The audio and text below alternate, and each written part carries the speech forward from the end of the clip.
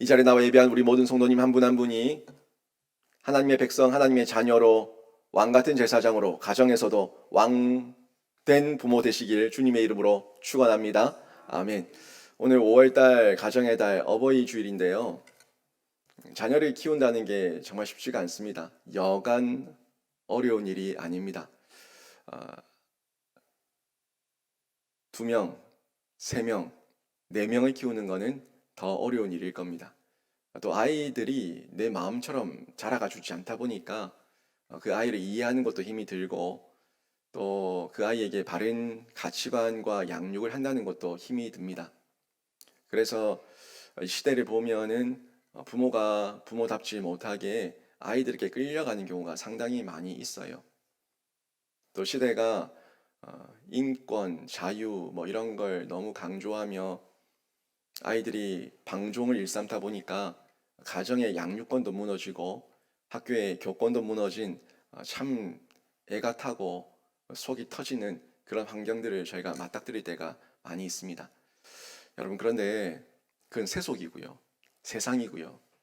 저희는 하나님께 받은 명령과 또 교훈과 양육의 가치가 있습니다. 다 성경에 다 나와 있는 내용인데 여러분 기억하세요. 우리 하나님께서 만드셨던 공동체 첫 번째가 가정입니다. 두 번째가 교회입니다. 가정에 질서가 있어야 됩니다. 우리가 하나님 앞에서 넘지 말아야 될 선이 있는 것처럼 가정에서 부모에게 넘지 말아야 될 선이 있고요. 또 교회에서 질서가 있고 하나님을 우리가 아버지로 모시고 예수 그리스도를 머리로 모시고 그 가운데 주께서 주신 질서에 따라서 교회를 이끌어가고 또 교회가 이 지역 가운데 구원의 방주로서 쓰임을 받아야 된다는 거죠. 그런 의미에서 저희가 이번 가정의 달, 이 어버이 주일을 한 번 더 생각해 보면 여러분 주눅들지 마세요. 내가 돈이 없다. 내가 배운 게 없다. 내가 내 아이에게 해준 게 없다. 여러 가지 모습 가운데 부모가 자꾸 주눅들면요. 여러분 아이들은 죄성이 있어서 그 주눅든 부모를 밟고 일어서려고 합니다. 주눅든 부모를 위해주고 걱정해주고 주눅든 부모를 막 격려해줄 것 같아요. 알게 모르게 아이들은 죄성이 있어서 여러분 아이들이 나쁘다는 게 아니에요. 모든 인간의 죄성이 있어서 부모의 못난 부분, 연약한 부분을 멱살 잡습니다. 그리고 나중에 완악해지면 엄마 때문에, 아빠 때문에 라고 얘기하며 모든 탓을 부모에게 떠넘기는 그런 못된 모습도 할 수 있다는 거예요. 여러분, 가정의 대표입니다. 부모는 뭐라고 해도, 누가 뭐라고 해도 가정의 대표예요. 저는 이번 어버이 주일을 맞이하면서 가정의 대표이신 모든 부모들을 응원합니다. 그리고 모든 부모들을 하나님 앞에서 왕된 부모로 바로 세워지기를 기도하고 여러분이 그 정체성과 하나님 앞에서의 그 책임, 권한, 이 책임과 권한을 회복하는 은혜가 있기를 바랍니다. 부모는요, 자녀를 키워서 독립시키기 전까지는 분명하게 가정의 대표가 맞습니다.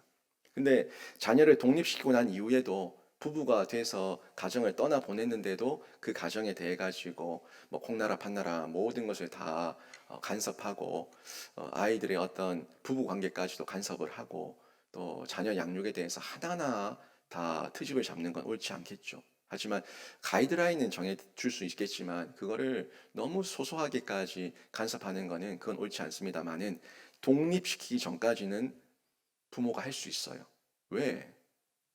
아직까지 부모 아래 있으니까. 가정의 머리인 아버지와 어머니, 그 가정의 부모의 지도 아래 있으니까 그렇게 해야 되는 게 옳은 겁니다. 그래서 내가 대표가 있는 동안, 내가 이 가정의 대표로 있는 동안에는 책임감을 느끼면서 자녀에게 바른 신앙 교육을 해야 될 책임, 이 책임이 분명히 부모에게 있다는 거예요. 그리고 자녀는 내가 독립해서 나의 가정, 나의 자녀를 낳고 나의 배우자와 함께 내가 독립하기 전까지는 부모를 따라야 할 의무가 있습니다. 이건 성경의 하나님의 명령이고 하나님의 가치예요. 이거를 부인하면 안 되는 거죠. 혹시라도 부모를 인정하지 않거나 자녀를 돌보지 않는 자녀가 있고 부모가 있다면 다 역기능입니다. 가정의 역기능이에요. 부모가 자녀를 내버려 둔다. 자녀가 부모를 무시하고 따르지 않는다. 다 역기능입니다. 이거는 하나님 앞에 갔을 때 직무유기예요.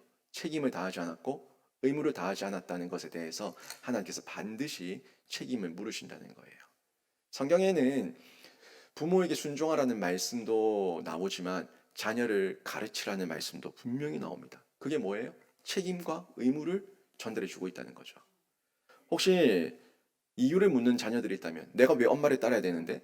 내가 엄마보다 많이 배웠고 내가 엄마보다 돈이 더 많고 내가 엄마보다 더 건강하고 내가 엄마가 나한테 해준 게 뭐가 있다고 엄마 아빠를 내가 왜 따라야 되는데? 라고 얘기한다면 어, 틀렸어요. 잘못했어요. 정말 그거는 하나님의 명령도 질서도 성경도 성령도 다 무시하고 거부하는 완전한 역기능이에요. 잘못 키운 거예요. 바로 잡아줘야 됩니다. 그 아이를 보면서 내가 애통해하며 아파하며 회개하며 다시금 지금 책임을 포기하는 것이 아니라 지금 내가 할 수 있는 범위 안에서 내가 해야 될 역할을 해야 되는 거예요. 잘못 키운 시간이 길어지면 돌이키는 시간도 깁니다. 그게 더 굳어지기 때문에 원죄에다가 죄성까지 이 원죄에다 자범죄까지 더해졌으니까 1년 잘못 키웠다면 2년 고생해야 되는 거예요. 그러니까 처음부터 잘 키우고 바르게 키우는 것이 아주 중요한 부분인데 이런 책임과 의무라는 면을 우리가 성경적으로 이해를 해서 자녀들에게 어릴 때부터 순종을 가르치고 또 지도를 해야 된다는 거죠. 이 질서와 순리, 이 질서와 순리는 결국 하나님의 명령이라는 부분에서 저희가 볼 수가 있는데 한 예가 죄와 의의 기원인 대표성의 원리를 통해서 저희가 쉽게 이해할 수가 있습니다. 그러니까 이 부모를 따른다는 것도 대표성의 원리죠. 교회의 지도에 따른다는 것도 대표성의 원리예요. 우리가 국민으로서 국가의 지도에 따른다는 것도 대표성의 원리예요. 어떻게 보면 내가 왜 죄인입니까? 또 내가 왜 의인이 됩니까? 라는 이런 영역, 우리가 이성으로 믿음으로 이성으로 풀어내지 못하고 논리로 풀어내지 못하는 이 믿음의 영역은 하나같이 대표성과 연결된다는 것을 볼 수가 있습니다. 필연적입니다. 필연적으로 대표성과 연결된다는 거예요. 오늘 제가 이 대표성의 원리에 대해서 좀 말씀을 드릴 거예요. 얼마 전에 오후 예배 때도 제가 이 대표성에 대해서 한번 말씀을 드린 적이 있지만 오늘 본문이 5장 12절부터 21절이 그 내용을 아주 명확하게 잘 전달해 주고 있기 때문에 이 대표성을 좀 말씀드리면서 우리가 가정의 대표로서 어떻게 가르쳐야 되고 또 자녀들은 가정의 일원으로서 어떻게 해야 되는가 하는 부분에 대한 부분까지 접목해서 볼 수가 있는데요. 가정의 대표가 있습니다. 기업의 대표가 있습니다. 교회의 대표가 있고 국가의 대표가 있고 모든 영역의 대표를 확인할 수가 있습니다. 그리고 그 대표는 자신이 속해 있는 그 조직 전체에 영향을 미친다는 거예요. 이 대표가 어느 조직의 대표냐, 이 대표가 어느 나라의 대표냐에 따라서 그 대표가 행한 결과가 모든 국민과 국가와 그 조직원들에게 영향을 미친다는 부분인데 국가 간의 운동도 마찬가지예요. 뭐 나라와 나라가 이 운동 경기를 통해 가지고 친선 경기든 실제적인 경기든 경기를 하게 되는데 모든 국민이 뛸 수 없잖아요. 모두가 대한민국 국민의 대표로 뛸 수 없다 보니까 우리들 가운데 재능이 있고 또 탁월하고 또 능력 있는 사람들을 국가 대표로 세워서 저희가 국민을 대신해서 뛰게 한다는 겁니다. 그리고 우리 국민은 그 선수의 활약을 보면서 함께 기뻐하고 아파하죠. 근데 사실 보세요. 그 대표 선수와 나와 무슨 상관이 있습니까? 그 사람이 메달을 따면은 그 사람이 돈 버는 거고 그 사람의 명예고 그 사람의 명성이지 나랑 무슨 상관이 있어요? 이유는 하나밖에 없어요. 그 사람의 가슴판에 무슨 마크가 달려 있어요? 대한민국 태극기 마크가 달려 있다는 거예요. 나와 같은 동질감, 나와 같은 조직, 나와 같은 민족, 나와 같은 국가라는 그 이유밖에 없습니다. 그 하나 때문에 대한민국 국가대표가 우승했다, 상을 받았다, 메달을 땄다라고 얘기하면 그냥 기뻐하고 즐거워하는 우리들의 모습을 볼 수 있지 않습니까? 오늘 본문도 그래요. 오늘 본문도 보면은 그 대표성을 지닌 두 인물을 소개하고 있습니다. 성경은 두 인물을 항상 얘기합니다. 대표성을 가지고 있는 두 인물. 그 두 인물을 소개하면서 오늘 저희가 말씀을 볼 건데요. 한번 잘 들어보세요. 잘 듣고 여러분이 결단하십시오. 확인하십시오. 나는 어떤 대표에게 소속된 사람인가?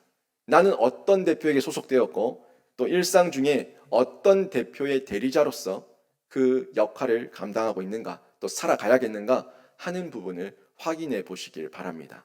역사는요, 다 이 두 대표, 이 두 부류로 나눠주는 걸 볼 수가 있습니다. 인류의 역사는 그렇게 복잡하지 않습니다. 뭐 몇 년도 몇 년도 몇 년도 무슨 제국이 어디를 침략하고 어디를 정복당하고 뭐 아주 복잡하게 보여지지만 하나님의 시각에서는 아주 심플해요.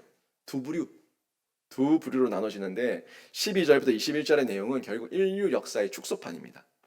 인류는 하나님께서 보실 때에 생명의 역사를 살았느냐 아니면 사망의 역사를 살았느냐 하는 두 부류로 나눠서 보신다는 거예요. 제가 로마서 3장 말씀 다 봤지만 한번 잠시 올라갈게요. 로마서 3장 21절에 보면은 로마서 3장 21절 이하에 쭉 보시게 되면은 거기에 인간이 의롭게 되는 원리에 대해서 말씀하고 있어요. 인간이 어떻게 의롭게 되는가 하는 부분인데 그 중에서 23절을 보니까 이런 말씀이 나와요. 모든 사람이 죄를 범하였음에 하나님의 영광에 이르지 못하더니, 이건 인간 실존이죠. 인간의 실존이 아무리 거룩하고 많이 배우고 똑똑하고 예쁘고 돈이 많고 해도 모두가 다 죄인이기 때문에 하나님의 영광에 이르지 못한다 하는 부분에 대한 인간의 실존을 얘기하고 있어요. 근데 그 앞부분에 21절에 이런 인간이 어떻게 구원을 받을 수 있는가에 대한 구원의 여지를 남겨놓으며 그 길을 열어놓는 메시지가 나오는데 21절에 보면 이런 말씀이 나와요. 이제는 율법 외에 하나님의 한 의가 나타났으니. 아멘. 율법도 하나님께 나아갈 수 있는 길이 있었는데 그 율법으로는 우리가 죄성과 자범죄 때문에 어떻게 할 도리가 없으니까 그 율법 외에 하나님의 한 의가 나타나서 모든 사람이 죄인이고 모든 사람이 하나님의 영광에 이르지 못하는 죄인인데 그 중에서 특별한 은혜로 하나님의 의를 입어서 의인이 될 수 있는 길이 열렸다 하는 부분을 로마서 3장 21절 이하에서 전달해 주고 있는 것을 저희가 다 봤습니다. 그리고 이 말씀 앞에 믿음으로 하나님의 은혜를 입고 예수 그리스도를 믿어서 반응한 사람들이 예수의 의를 덧입어서 칭의를 입는다, 의롭다 칭함을 받는다 하는 내용도 저희가 봤고요. 4장에 들어가게 되면 이 구원의 근거를 할례와 율법 이전에 있었던 아브라함의 믿음으로 설명하고 있는 것을 볼 수가 있어요. 그렇죠? 구원의 근거가 할례로 인함이 아니고 율법을 인함이 아니고 할례와 율법 이전에 이미 의롭다 칭함을 받았던 아브라함을 소환해서 아브라함도 믿음으로 의롭다 여김을 받았다 하는 부분을 명확하게 로마서 4장이 전달해 주고 있는 걸 저희가 이미 다 봤습니다. 그리고 지난주 5장에 들어와서 제가 쭉 말씀을 드렸던 부분이, 그런데 우리가 의롭다함을 받는 이 부분이 거룩하고 의로워서 진짜 의로워서 받는 것이 아니고 우리가 한번 칭의를 받았다고 완전히 의로워진 것이 아니고 우리가 연약하고 불경건하고 죄인되고 원수된 상태에 있을 때 하나님께서 우리에게 의롭다 칭함의 선물을 주셨고 이것이 순간순간 우리의 연약함과 불경건함과 우리의 죄인됨과 원수된 옛모습 때문에 흔들릴 때 확실한 보증, 예수와 성령으로 확인시켜 주셨다. 그러니까 우리는 흔들릴 필요가 없고 담대해야 된다 하는 부분을 제가 전달했어요. 그래서 제가 지난주에도 가정복음화 어떻게 라는 제목으로 얘기할 때 결국 핵심은 그거였잖아요. 가정복음화 담대하게 전하십시오. 흔들리지 마십시오. 새 속에 그 강압과 속임과 그 모든 거짓 가운데 속지 마시고 여러분은 하나님의 구원받은 백성이 맞으니까 자녀들에게, 가족들에게, 배우자에게 확신 있게 담대하게 복음 전하십시오. 이 부분을 제가 얘기했어요. 연약할 때, 불경건할 때, 죄인 되었을 때, 원수 되었을 때, 이럴 때에 우리를 구원하신 확실한 보증, 이런 나를 아시고 구원하신 예수와 성령의 보증이 있으니까 내 꼴을 보고 내 꼴이 구원받을 만해서 구원받는 게 아닌 걸 아시고 더 담대하시라고 하는 부분을 제가 전달했던 내용이었습니다. 지난주에. 바울은요, 이렇게 담대하게 복음 전하고 우리의 칭의가 이렇게 확실한 보증의 칭의다라는 부분까지 11절, 5장 11절까지 전달한 이후에 여기서 멈추지 않아요. 더 깊이 들어갑니다. 우리의 칭의가 얼마나 명확하고 분명하고 선명하고 확실한 하나님의 보증인지 더 밑으로 들어가서 12절부터 21절 내용을 전달해 주고 있는데 여기서 뭘 가지고 왔냐면 이 대표성의 원리를 가지고 오는 거예요. 대표성의 원리를 가지고 와서 두 사람의 대표를 등장시켜서 그 구원의 확실성을 더욱더 명확하게 해주고 있다는 겁니다. 12절부터 19절 말씀을 보시면 이 대표성의 원리를 강론한 것인데 여기 두 사람의 대표가 등장하고 있습니다. 인류 전체가 두 사람의 역사로 분류된다고 제가 말씀드렸죠. 거기에 첫사람 아담 한 사람이 나왔고 그 다음에 마지막 아담의 역사, 우리 예수의 역사로 이어진다는 것을 바울이 12절부터 19절까지 그 강론을 이어가고 있습니다. 그 첫사람이 우리가 다 아는 그 원죄 아닙니까? 원죄. 한 사람, 아담 한 사람이 죄를 지어서 피조 세계가 다 탄식하며 신음 가운데, 파괴되는 가운데, 고통 가운데 임하게 되었고, 사람 전체, 아담이 사람의 대표였으니까 그 사람, 그 후손들 모든 사람에게 영향을 미쳤다는 거죠. 그리고 그 죄로 인해서 세상이 심판을 당하게 되었고, 제가 지난주에도 봤었던 이 죄의 결과가 어떻게 나타났는가 하는 부분도 지난 오후 시간에 봤었는데, 그렇게 땅이 그리고 이 여자가, 남자가 모든 일 가운데 고통과 어려움과 아픔을 당하게 되었던 이 죄의 결과에 대한 부분을 저희가 살펴봤습니다. 이 많은 사람이 결국에 이 피조세계 전체가 아담의 죄로 인해서 영벌의 심판을 받게 되고 죄와 사망의 종로로 타는 자로 전락하고 말았다는 거예요. 여기까지. 자, 여기까지 말씀 제가 말로 전했지만 내용으로 확인해 볼게요. 성경 말씀으로 확인합니다. 12절 말씀 보십시오. 그러므로 한 사람으로 말미암아 죄가 세상에 들어오고, 누구예요? 아담이죠. 죄로 말미암아 사망이 들어왔나니 그 아담이 죄를 범해서 하나님의 벌을 받아서 온 인류가 신음하게 되었다. 사망이 이르게 되었다. 또 계속 보십시오. 이와 같이 모든 사람이 죄를 지었으므로 사망이 모든 사람에게 이르렀느니라. 이와 같이 모든 사람이 죄, 원죄, 그리고 죄성이 있으니까 자범죄, 죄를 지었어요. 능동적으로 적극적으로 지었어요. 그래서 사망이 모든 사람에게 이르렀다라고 성경은 명확하게 전해주고 있죠. 그 다음 보십시오. 13절입니다. 13절. 죄가 율법 있기 전에도 세상이 있었으나, 그렇죠. 율법은 아브라함 이후입니다.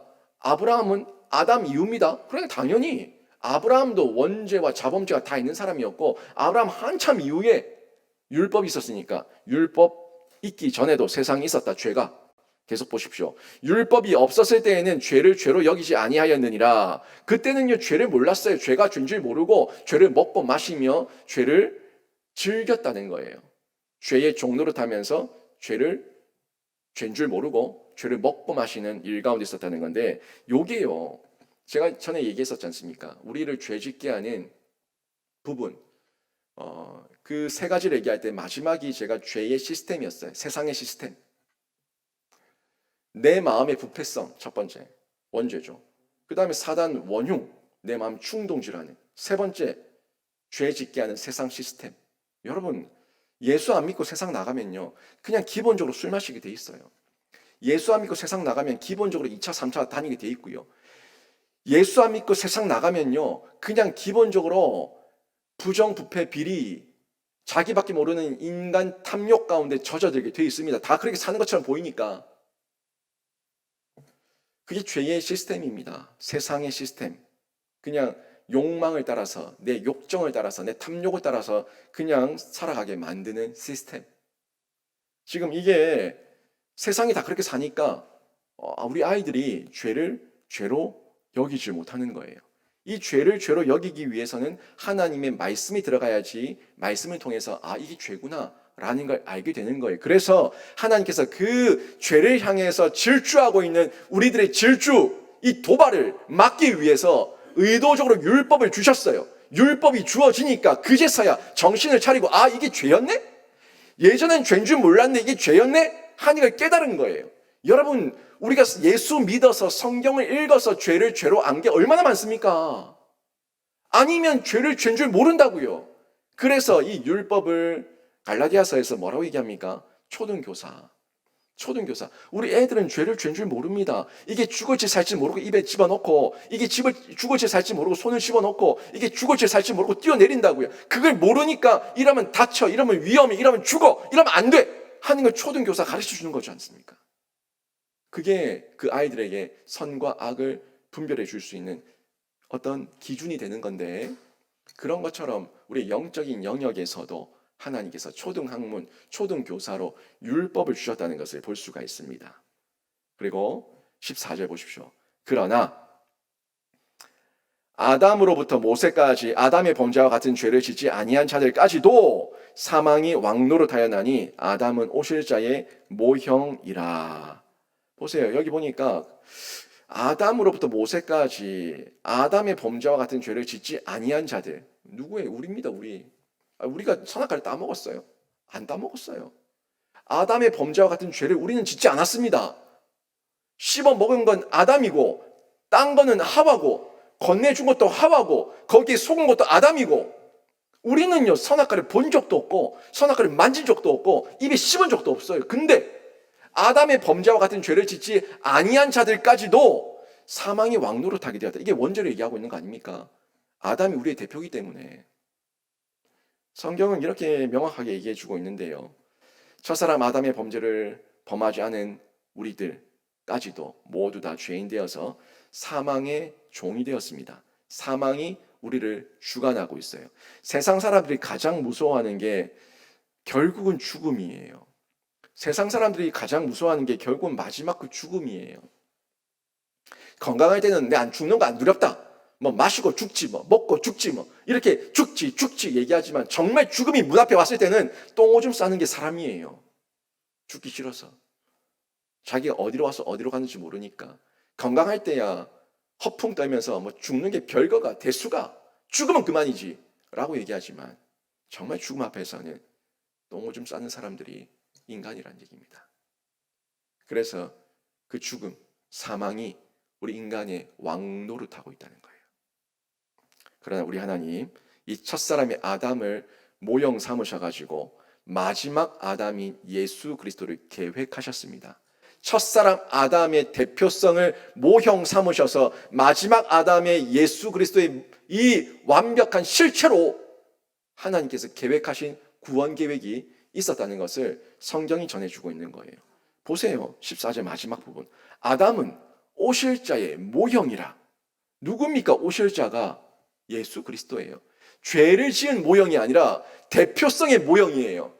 아담이 모든 사람의 대표가 되어서 우리에게 죄를 줬다면 예수가 모든 믿는 자의 대표가 되어서 의를 주시고 구원해 주신다는 이 대표성을 허락해 주시는 하나님의 구원 계획이었다는 겁니다. 우리에게 살 길을 열어주신 거죠. 여러분 가정에 사랑하는 자녀들이 있는데, 사랑하는 가족이 있는데 그들의 죄인됨을 보고 계십니까? 세상 속 사람은 말할 것도 없어요. 세상 속 사람은 말할 것도 없는 죄를 뒤집어 쓰고 살고 있고, 내가 예수를 믿고 내 자녀가 예수를 믿는다고 하는데도 불구하고 그 아이들을 볼 때에 죄인됨을 볼 때가 많이 있지 않습니까? 그들의 일상을 보면 죄의 행동, 죄의 습관이 아주 심각해 보이지만 그보다 더 무서운 거는요, 그 아이들 마음속에, 그 심령 속에 있는 죄의 뿌리입니다. 이 죄의 뿌리가 더 무서운 거예요. 습관은 고치면 되고 바꾸면 되지만 그 속에서 끊어지지 않는 죄의 뿌리, 아담의 원죄, 조금만 하나님의 은혜가 연약해지고 약해지고 약화되면 금세 죄를 지으려고 돌진하고 있는 그 죄의 이 본성, 그게 무서운 거예요. 죄의 뿌리, 죄의 본성, 이게 아담의 원죄라는 겁니다. 우리 인간에게 다 들어와 있어요. 아담이 범죄했는데 모든 사람이 다 죄인인 게 이게 말이 됩니까? 이 말이 됩니까? 우리 사람들은 논리적으로 얘기하니까 이 대표성의 원리가 이해되지 않죠. 이해되지 않아요. 그런데 이 대표성의 원리로 내가 아담 때문에 죄인 되었다는 걸 믿어야지, 알아야지 내가 왜 이렇게 죄스러운 존재가 되었는가라는 내 실존이 풀어지게 되고요. 이 실존이 풀어져야지 내가 예수를 의지하게 되고, 예수를 의지하게 될 때에 또 다른 대표가 있다는 걸 발견해서 나는 죽지 않았지만 예수가 십자가에서 죽었기 때문에 나에게 의가 주어지는 거예요. 내가 예수와 상관이 없다라고 얘기하면, 아담과 상관이 없다 얘기하면 예수와도 상관이 없는 거예요. 내가 아담 때문에 죄를 지은 죽은 자가 되었기 때문에 예수의 의 때문에 산자가 되는 겁니다. 나는 죽지 않았다, 나는 아담과 상관없다, 나는 죄인이 아니다 라고 얘기하지만 내 실존을 보면 죄인인데 이게 어떻게 말이 됩니까? 내 실존을 보면 죄인인데. 아니 내가 그러면 아담과 상관이 없다고 얘기하면 누구 때문에 여러분이 그렇게 죄인이 된 겁니까? 누가 여러분을 그렇게 만들었어요? 도대체 무슨 일이 있었던 거예요? 그 예쁘게 태어난 아기가, 나는 아담과 상관이 없다고 얘기하는데 어쩌다가 여러분 이렇게 죄인이 되어버렸습니까?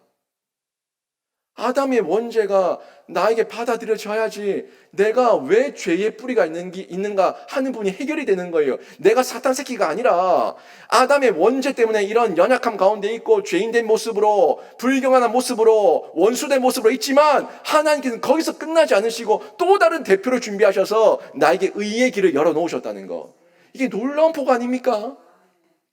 여러분, 죽음이 있어야 부활이 있습니다.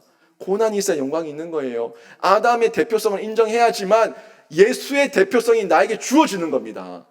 이게 우리에게 복이에요.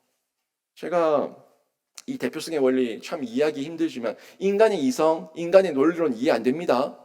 그런데 믿음으로 나의 실존을 보면 이게 풀어지는 아주 간단한 원리예요. 제가 2023년 4월 23일 지난달에 오후 예배 시간에 사람의 대표라는 제목으로 오후 시간에 이 말씀을 웨스트민스터 소교리 문답을 가지고 전달했었습니다. 그때 제가 설명드릴 때 이 대표성의 원리는 우리 일상 가운데서 쉽게 볼 수 있다라고 얘기하면서 그때 대통령, 국회의원, 시장, 교장, 반장, 국가대표 이런 얘기를 하면서 다 하나같이 대표들이라고. 그 사람은 나와 상관이 없지만 대통령이 국가와 국가 간에 협약을 하면은 이게 모든 국민에게 적용된다고. 시장이 어떤 결정을 하면은 우리 북구는 아무런 상관이 없는데도 피해를 당하고 타격을 받고 어려움을 당할 수밖에 없는, 이 다 대표성이에요. 홍준표 시장과 우리가 무슨 상관이 있습니까? 왜 북구가 이게 시끄러워요? 아무 상관이 없어요. 그 사람이 결정했기 때문에 그런 거예요. 이 대표성이라고요. 여러분, 그렇다면 결국 우리는 누군가의 대표 밑에 있는데 내 자녀가 가정에서는 부모의 대표 밑에 있는 것처럼 애들에게한테 선생님이 너희 어머니 아버님 이름이 뭐냐 묻는 건 너희 집 대표가 누구냐 이거 묻는 거 아닙니까? 여러분이 영신교회 다닙니다. 그러면 영신교회 담임 목사가 누구냐, 이 교회 대표가 누구냐 묻는 거 아닙니까? 하나같이 우리는 내가 속해 있는 그 조직 아래서 대표라는 원리를 하나님께서 주신 질서 가운데 가지고 있습니다. 그러면 여러분은 인류의 두 부류인 아담과 예수라는 이 두 부류 가운데 어떤 대표에게 속하길 원하십니까? 혹시라도 죄가 많아서 하는 짓마다 하는 모습마다 죄인된 모습만 하니까 저는 아담인가 봅니다 하는 그런 말씀하는 분 없습니까? 죄가 더한 곳에, 죄가 심한 곳에 더욱 죄인된 그 사람에게 은혜가 넘치는 줄 믿습니다. 이게 성경의 원리예요. 죄가 더한 곳에 은혜가 넘쳐요. 죄인된 자에게 예수가 필요하고 병든 자에게 의원이 필요한 거예요. 예수님의 말씀이에요. 우리를 내버려 두지 않으시고 더럽다 추하다 집어 던지지 않았습니다. 죄인이냐 수고하고 무거운 짐진 자냐 다 내게로 오라 내가 너희를 쉬게 하리라 말씀하고 있어요. 요한복음 14장 6절 말씀 보면 예수께서 이렇게 말씀하셨습니다. 예수께서 이르시되 내가 곧 길이요 진리요 생명이니 나로 말미암지 않고는 아버지께로 올 자가 없느니라. 아멘. 그리스도는 생명 그 자체이시기 때문에 그에게 거하는 모든 자에게 생명을 주십니다. 생명의 근원이니까, 그리고 우리의 길이 되시니까 우리는 예수를 따라가면 올바른 길, 옳은 길을 걷게 되고 또 진리 안에서 깨달음을 얻게 됐는데 이 말씀을 명확하게 길이요 진리요 생명이니 나로 말미암지 않고는 아버지께로 올 자가 없다. 너무 명확하게 예수님이 전해주셨습니다. 아담의 대조된 한 분의 순종, 이 길과 진리와 우리의 생명 대신 예수 그리스도, 이 예수 그리스도를 통해서 다시 우리에게 의가 회복되고 의가 주어지게 된 거예요. 이 의는요 우리에게 칭의가 되었고 칭의를 입은 우리는 생명을 얻어서 은혜가, 이젠 죄가 아닙니다. 은혜가 왕노릇하는 시대를 살게 된 겁니다. 여기까지 또 말씀으로 확인하십시오. 15절 말씀 보십시오. 죄가 다한 곳에 이제 우리를 죄인이 아니라 죄의 종노릇하는 자가 아니라 은혜의 왕노릇하는 자, 예수 안에 있는 자를 그렇게 삼아 주신다는 언약의 메시지 확인하십시오. 15절입니다. 그러나 이 은사는 그 범죄와 같이 아니하니 곧 한 사람의 범죄를 인하여 많은 사람이 죽었은즉 더욱 하나님의 은혜와 또한 한 사람 예수 그리스도의 은혜로 말미암은 선물은, 여기 보세요, 앞에 뭐라고 나왔습니까? 더욱 한 사람의 범죄를 인하여 많은 사람이 죽었는데 그 죽음을 승하게 하는, 덮어버리는 더욱 큰 하나님의 은혜와 선물이 주어진다는 거예요. 강조해서 얘기하고 있습니다. 계속 보십시오. 많은 사람에게 넘쳤느니라. 그냥 주어지는 정도가 아니라 넘쳤다고 얘기하고 있어요. 풍성하게 넘친다고 얘기하고 있는데, 한 사람 아담의 죄, 이게 죄 가운데 머물러 있을 때 파문이 되어가지고 악의 파문, 죄의 파문, 죽음의 파문이 되어서 우리 인류를 덮었다면, 그보다 더한 하나님의 은혜, 예수의 은혜, 하나님의 선물이 주어져서 이제는 그보다 더 큰 예수의 의로 모든 죄를 덮어버렸다. 생명의 파문을 일으켰다 하는 메시지를 지금 15절이 전해주고 있는 겁니다. 여러분, 지은 죄가 너무 커서 고민스럽습니까? 지난주도 또 죄 지었습니다. 지난주도 또 눈, 입, 이 마음, 손, 발, 온갖 나의 사지를 가지고, 나의 온 심령을 가지고, 오장육부를 가지고 죄를 지었습니다. 아이고, 저 같은 놈이 예수 믿는다고, 저 같은 놈이 성도라고, 저 같은 놈이 하나님의 자녀라고, 아이고, 부끄럽습니다. 부끄러워서 그냥 예수 안 믿으랍니다. 못 믿겠습니다.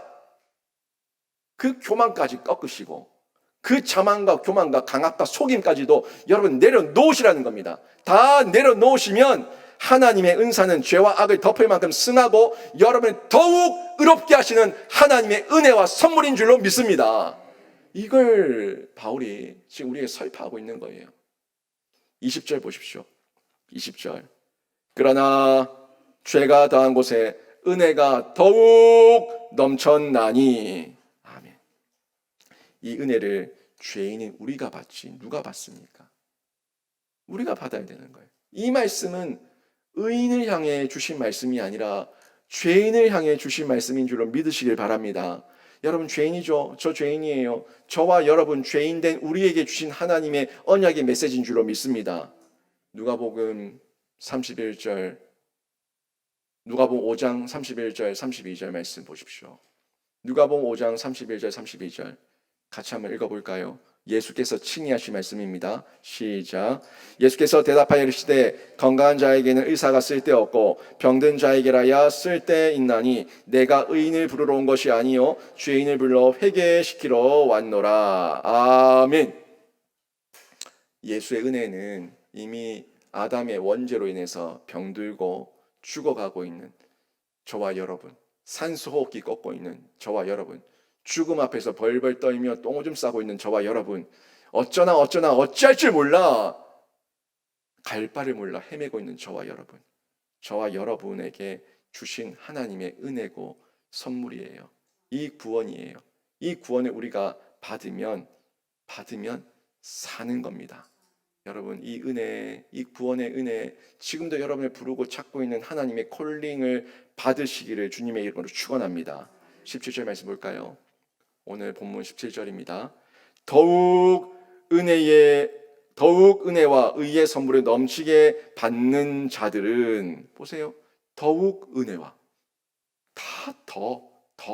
뭐보다? 죄보다, 죄의 그 죽임보다, 죄의 사망보다 더 큰 하나님의 의와 선물과 그 승리, 생명, 이 부분 얘기하고 있는 거예요. 넘치게 받는 자들은 누굽니까? 우리입니다.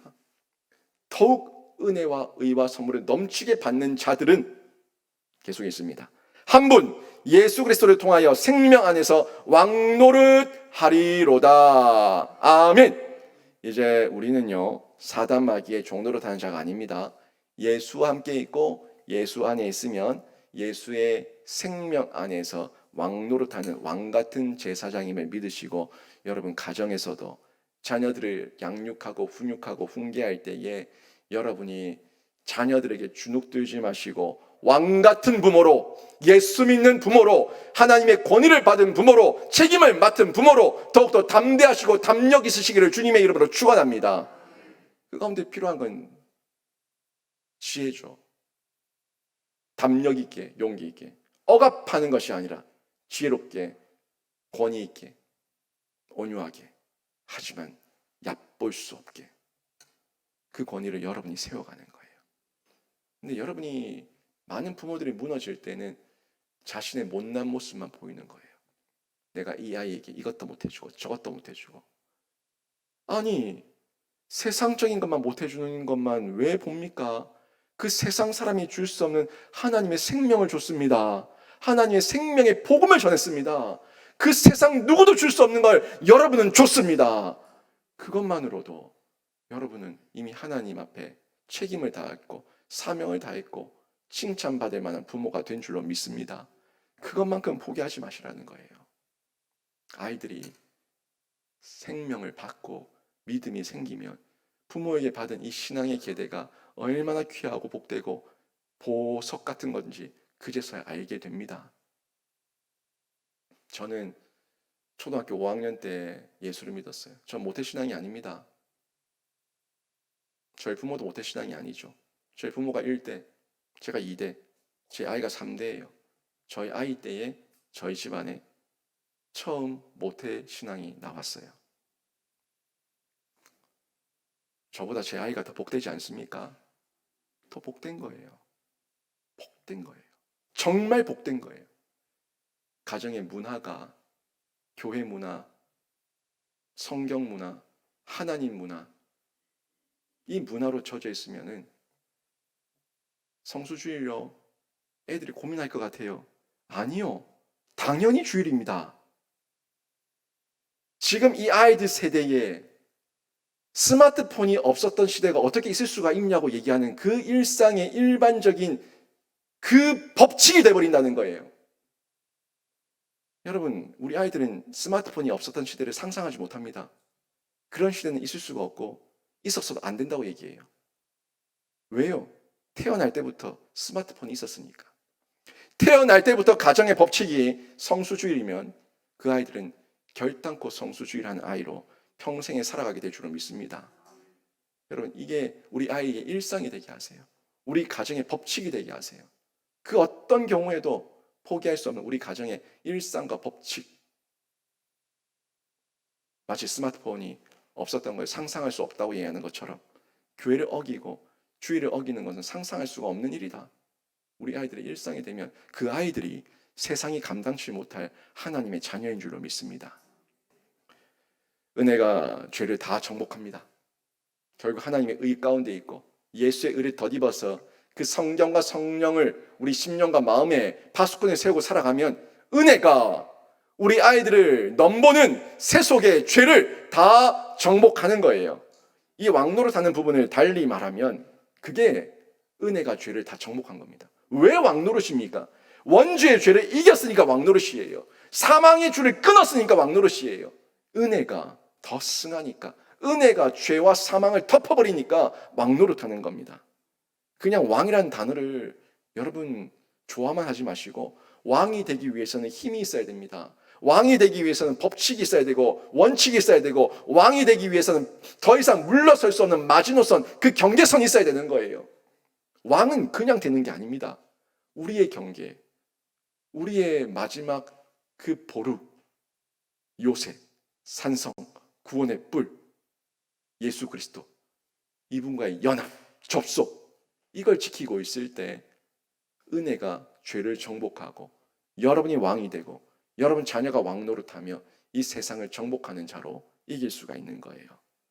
흔히 우리가 느끼는 죄책감이 있습니다. 이 죄책감은 하나님께서 주신 선을 알기 때문에 느끼는 양심이죠. 이 죄책감, 세상 사람들은 느끼지 못해요. 선을 모르니까 선을 알 때에 느끼는 양심이 이게 죄책감이라는 거예요. 그런데 이 죄책감의 노예가 되어서 자기 삶을 바꾸지 못하고 끌려가는 사람이 있는가 하면은 그러면 죄책감으로 죄를 끊어내는 사람이 있다는 거죠. 죄책감을 가진다는 건 무조건 긍정적인 겁니다. 좋은 거예요. 이건 하나님의 두들기심이에요.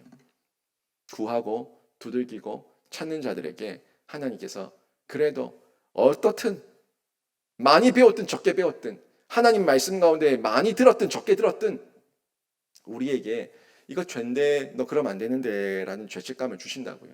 근데 이 죄책감이 있을 때 여러분 어떻게 선택합니까? 이 죄책감을 가진 자들은 하나님의 자녀입니다. 하나님의 자녀이기 때문에 어떻게든 돌아오게 하시고 두들겨 패서라도 돌아오게 하십니다.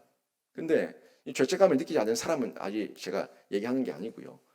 죄책감이 들 때 속히 돌아오면 그게 가장 빠른 방법이거든요. 근데 죄책감을 느꼈는데 노예가 되어가지고 죄책감을 느끼면서 끌려가요.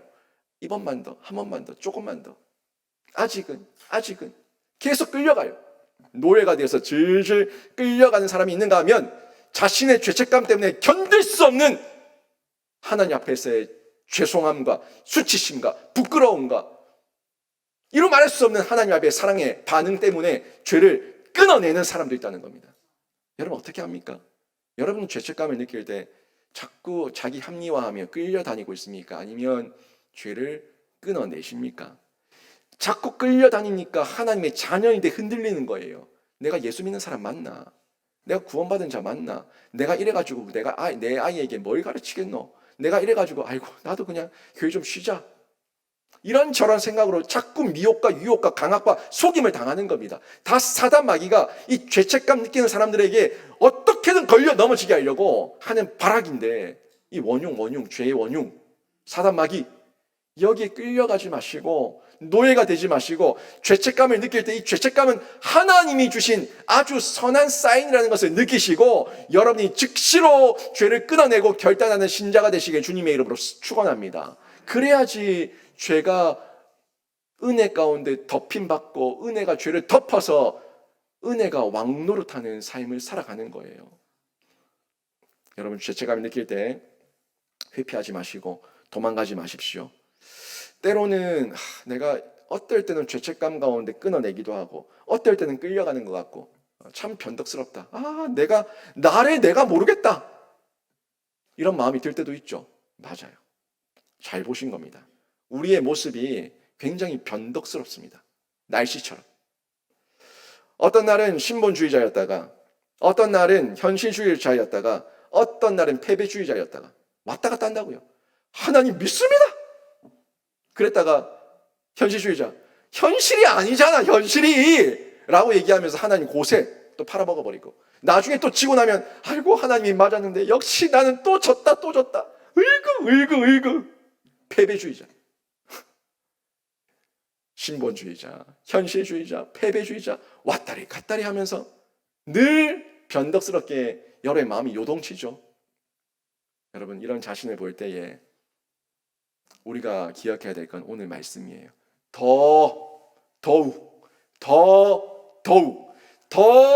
더욱 예수께 뛰어드시면 예수의 은혜가 승해서 여러분의 모든 그 많은 죄를 덮고도 남음이 있는 줄로 믿습니다. 결국 내가 신본주의자였다가 현실주의가 된 거, 패배주의자가 된 거, 뭐가 약화된 거예요? 예수와의 연합이 느슨해지고 끊어지고 멀어지니까 내가 현실이 더 눈에 들어와 버린 거고 패배가 더 나의 인생을 장악하는 것 같고 그렇게 무너지는 거예요.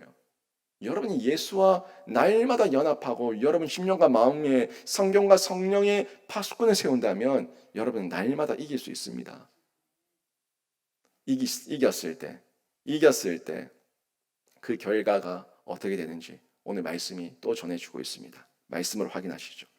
예수의 은혜 더욱 더 그 은혜를 받았을 때 어떤 결과 18절 보십시오. 한 의로운 행위로 말미암아 많은 사람이 이 많은 사람은 나예요. 나도 포함된 겁니다. 한 의로운 행위로 말미암아 이 의로운 행위는 나의 의로운 행위가 아닙니다. 예수의 의로운 행위, 십자가 죽으심, 십자가 사건 이걸 나는 믿은 것밖에 없는데 그것을 의지한 것밖에 없고 붙든 것밖에 없는데 그 의로운 행위로 말미암아 많은 사람이 나를 포함해서 의롭다 하심을 받아 생명에 이르렀느니라. 아멘. 여러분이 할 거 없습니다. 여러분 그냥 전적으로 믿으시라고요. 진실하게 지성으로 믿으시라고요. 그냥 믿는 척하지 마시고 진짜 믿으시라고요. 믿으면 붙들게 되고 믿으면 따르게 되고 믿으면 사랑하게 되고 믿으면 순종하게 되니까 그냥 진짜 믿어만 버리시라고. 믿으면 믿고자 하는 자에게 믿음 주시고 두들기는 자에게 열어주시고 구하는 자에게 찾게 하시고 만나고자 하는 자에게 만나주시는 성령 하나님이시니까 여러분이 믿고자 하면은 여러분이 믿어지면 하나님께서 생명을 주시는 줄로 믿습니다. 이 말씀 18절에서 얘기하고 있고요. 19절 보십시오. 한 사람이 순종하심으로 누구의 순종이에요? 나의 순종이에요. 예수의 순종이에요. 하나님의 그 은혜 앞에, 구원 역사 앞에 순종하셨던 예수의 순종하심으로 많은 사람이, 또 나를 포함한 많은 사람이 의인이 되리라, 명확하게 말씀하고 있는 걸 볼 수가 있습니다. 그리고 20절 다시 기억하세요. 죄가 더한 곳에 은혜가 더욱 넘쳤나니. 여러분이 죄된 모습 가운데 무너지지 마시고, 현실적으로 패배주의에 빠지지 마시고 이기십시오. 예수께 더욱더 뛰어드시면 변덕은 점점 줄어들고 여러분의 신앙은 더욱더 견고해지는 그 모습을 확인하게 될 겁니다. 21절 말씀 보십시오. 이는 죄가 사망 안에서 왕노릇한 것 같이 은혜도 또한 의로 말미암아 왕노릇하여 우리 주 예수 그리스도로 말미암아 영생에 이르게 하려 함이라. 아멘. 만약 내가 죄책감을 느낄 때 지면은 죄가 사망 안에서 왕노릇합니다. 하지만 여러분이 죄책감을 느낄 때 예수의 은혜를 덧입어서 이기면 예수의 의로 여러분은 왕노릇하게 되는 겁니다. 제가 두 역사를 얘기했는데, 아담의 역사는 모든 인류의 사람에게 예외 없이 아담은 죄의 대표자가 되었습니다. 아담 때문에 모든 인류의 어떤 사람도 제외 없이, 예수를 제외하고 모든 사람은 죄인이 되었어요. 하지만 예수의 의를 덧입어서 새로운 역사가 펼쳐지는데, 이 대표는 예수를 믿는 자의 대표입니다. 모든 인류의 대표가 아니라 예수는 믿는 자의 대표입니다. 믿으면 이 죄는 꺾이고 하나님의 의가 승해서 영원한 영생의 생명을 얻게 되는 줄로 믿습니다. 여러분, 인류 역사의 뿌리로 이 두 대표를 확인했는데, 사망의 통치와 생명의 통치가 나눠지는 것, 이건 머리로만 알지 마시고 마음으로 믿어서 생활에 결단이 있기를 바랍니다. 오늘 어버이 주일인데요, 자녀에게 세상적인 책임과 의무만 강요해서 부담을 주는 사탄의 종된 부모가 되지 마시고요. 여러분은 복음과 진리 안에서 여러분이 먼저 누린 생명, 여러분이 가진 그 기쁨과 평안을 자녀들에게 전하셔서 자녀들로 복되고 자유롭게 하는 예수 안에서 왕된 부모가 되시길 바랍니다. 오늘 말씀 정리합니다. 인류의 두 역사, 두 부류 기억하셔서 여러분 예수께 속한 부모가 되시기를 바라고요.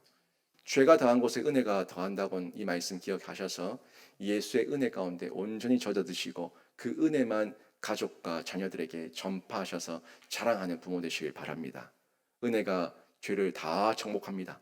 예수가 승리하셨습니다. 이 승리를 계대하셔서 여러분 자녀도 승리자로 살게 하시고, 종된 부모의 옛 모습 철저하게 끊어버리시고 왕이신 예수께 온 가족을 인도하는 그런 왕된 부모로 칭찬받는 귀한 신자 되시길 주님의 이름으로 축원합니다. 아멘.